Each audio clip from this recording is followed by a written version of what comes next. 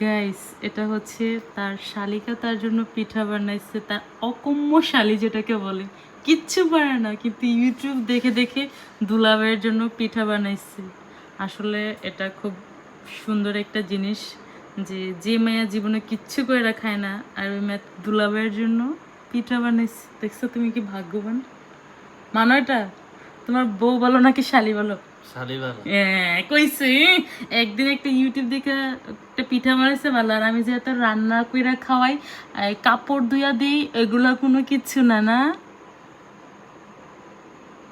No, পিঠা test করো। তুই তো কাপড় ধোয়ার পর পেমেন্ট নেস।